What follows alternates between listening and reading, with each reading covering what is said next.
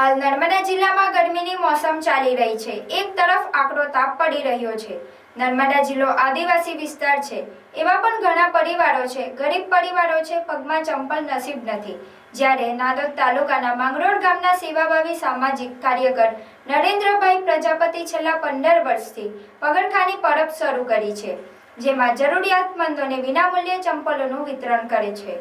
લોકો ગરમીમાં પાણીની પરબ શરૂ કરે છે, પણ મહેન્દ્ર કાકાએ પગરખાની પરબ શરૂ કરી છે અને નર્મદા જિલ્લામાં અન્ય વિસ્તારમાં શાળાઓમાં, આશ્રમ શાળાઓ વિસ્તારોમાં જેમની પાસે ચપ્પલ નથી એવા વિસ્તારમાં મહેન્દ્ર કાકા ગ્રામ્ય વિસ્તારમાં જાય છે અને વિનામૂલ્યે ગરીબોને ચંપલનું વિતરણ કરે છે। અત્યાર સુધી હજારો લોકોને ઉનાળામાં પગરખાની પરબના માધ્યમથી મહેન્દ્ર કાકાએ શાળાઓ, સ્કૂલોમાં બાળકોને તથા વતે માર્ગોને ચંપલનું વિતરણ કર્યું છે। આજે ગરુડેશ્વર તાલુકાના મોટા પીપળિયા ગામે વૃદ્ધાશ્રમ અને આશ્રમ શાળામાં જઈ વૃદ્ધોને અને નાના બાળકોને ચંપલનું વિનામૂલ્યે વિતરણ કરવામાં આવ્યું હતું, જેમાં શાળાના આચાર્ય અનિલભાઈ પગરખાની પરબના ચલાવતા મહેન્દ્ર કાકાનો ગામ લોકોએ, બાળકોએ આભાર માન્યો હતો। ઉનાળાની ગરમીમાં જે બાળકો પાસે ચંપલ નહોતા તેમને ચંપલ મળતા બધાને ખૂબ જ રાહતની લાગણી અનુભવી હતી।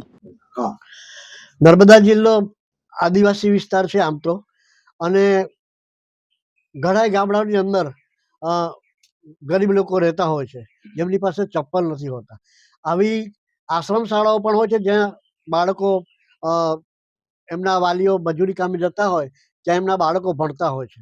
આ લોકો પાસે ઉનાળાના બળબડતા તાપમાં ચપ્પલ નથી હોતા, ત્યારે મને એવો વિચાર આવે કે મારો પણ જીવ બળે કે આ જેમની પાસે ચપ્પલ નથી એમને શું વેદના થાય। તો મારા મનમાં એવી વિચાર આવ્યો કે જગતની અંદર ભોજનાલયો હોય છે, પાણીની પરબ હોય છે, એવી આ ચપ્પલની પરબ, પગરખાની પરબ હોય તો ઘણું કામ સારું થઈ શકે અને લોકોને એની તૃપ્તિ મળી શકે।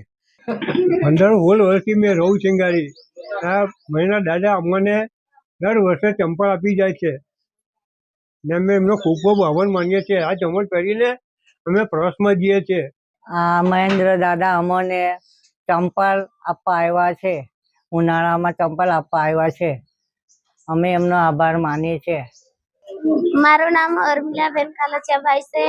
અમને વૃદ્ધાશ્રમ અને આશ્રમ શાળામાં ચંપલ આપ્યા છે મહેન્દ્ર કાકાએ। અમને ઉનાળામાં પહેરવામાં બહુ કામ લાગશે, એમનો અમે સૌનો આભાર માનીએ।